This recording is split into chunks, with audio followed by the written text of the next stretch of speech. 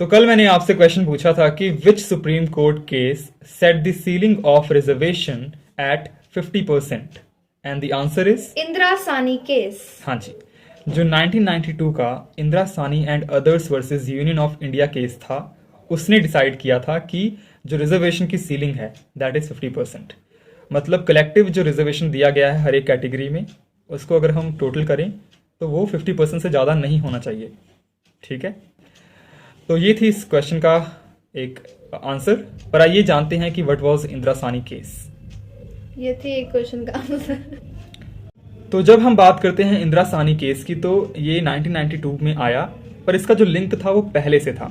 Link एक पहले के टाइम पे 1979 में क्या हुआ था कि उस टाइम के प्राइम मिनिस्टर मोरारजी देसाई जी ने एक सेकंड बैकवर्ड क्लासेस कमीशन नियुक्त किया था under article 340 of the constitution, और इस कमीशन के हेड थे बीपी मंडल जी। बीपी मंडल जी बिहार के मुख्यमंत्री रह चुके थे, तो उनको इस कमीशन का हेड बनाया गया। इसीलिए इस कमीशन को मंडल कमीशन के नाम से भी जाना जाता है।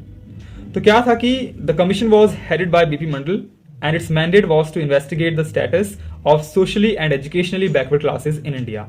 When the commission finally submitted its report in 1980, it recommended a reservation of 27% in government jobs for these castes. The collapse of the Janata Party government complicated the matter and the recommendations of the report could not be implemented. जब ये मंडल commission appoint किया गया, उसके बाद ही जो जनता दल की सरकार थी वो गिर गई। ठीक है, तो इसकी जो रिकमेंडेशंस थी उनको कभी इंप्लीमेंट ही नहीं किया गया, और 1989 तक इस मामले में उतना कुछ जोर पकड़ा नहीं था। पर 1989 में दोबारा से जनता दल की सरकार आती है, और उस टाइम पे ये चीज़ थी, इसको इनकी जो रिकमेंडेशंस थी मंडल कमीशन की, उसको लागू किया गया, और 27% जो रिजर्वेशन था वो सोशली बैकवर्ड क्लासेस को दिया गया। तो जब मंडल कमीशन की रिकमेंडेशंस को इम्प्लीमेंट किया गया फाइनली, तो उसके बाद जो लोग थे उन्होंने, कई लोग तो सपोर्ट में आए और कई लोग इसके अगेंस्ट मैदान में आए, और बहुत सारे प्रोटेस्ट हुए।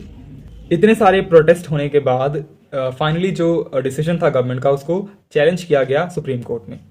जब ये केस सुप्रीम कोर्ट में चल रहा था, तभी उस टाइम के prime minister PV Narasimha Rao ji एक और ऑर्डर लेकर आ गए, और उन्होंने 10% रिजर्वेशन जो ईडब्ल्यूएस कैटेगरी के लोग थे उनको भी दे दिया। मतलब जो इकोनॉमिकली वीकर सेक्शन था समाज का, उसको भी 10% रिजर्वेशन दे दिया। अब टोटल कितना हो गया? पहले 27% दिया गया था, 10% अब ईडब्ल्यूएस को दिया गया, तो 37% रिजर्वेशन दे दिया गया इसके तहत। जब 27% रिजर्वेशन दिया गया था और इसको चैलेंज किया गया सुप्रीम कोर्ट में, तो 5 जज बेंच इसकी सुनवाई कर रही थी। पर जब 10% और इंक्रीज कर दिया गया, तो वो केस जो था वो 5 जज बेंच ना डिसाइड करके 9 जज बेंच के पास चला गया।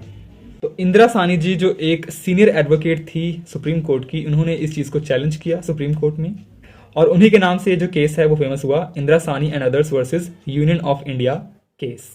तो जब ये केस डिसाइड हो रहा था, तो सुप्रीम कोर्ट ने क्या किया कि उन्होंने अपहेल्ड किया, सपोर्ट किया कि 27% जो कोटा रिजर्व किया गया है ओबीसीज के लिए वो वैलिड है, वो अनकॉन्स्टिट्यूशनल नहीं है। पर जो 10% एडिशनल जो बात कही गई है इकोनॉमिकली वीकर सेक्शंस के लिए, वो गलत है। ठीक है, तो 10% ईडब्ल्यूएस के लिए जो प्रोविजन लाया गया था रिजर्वेशन का, उसको निगेट किया, उसको खारिज किया। पर जो 27% लाया गया था ओबीसीज के लिए, उसको सपोर्ट किया। ठीक है, साथ ही साथ उन्होंने ये भी कहा कि रिजर्वेशन की जो एक एक्सटेंट है या एक सीलिंग है दैट इज 50%, आप उसको ब्रीच नहीं कर सकते। साथ ही साथ सुप्रीम कोर्ट ने एक नया कॉन्सेप्ट दिया, दैट वाज क्रीमी लेयर।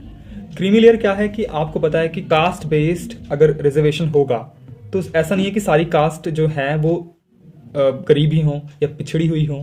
कई कास्ट में लोग होते हैं जो बहुत वेल ऑफ होते हैं, जो बाकी लोगों से भी थोड़े इकोनॉमिकली भी प्रॉस्परस हैं, सोशली भी एडवांस्ड हैं, है ना। तो ऐसे लोग जो हैं वो क्रीमी लेयर में आते हैं। ठीक है, जिनको रिजर्वेशन की कोई लोड नहीं है, फिर भी जस्ट बिकॉज वो कास्ट में आते हैं, वो उस कैटेगरी में आते हैं, उनको रिजर्वेशन मिल रहा है।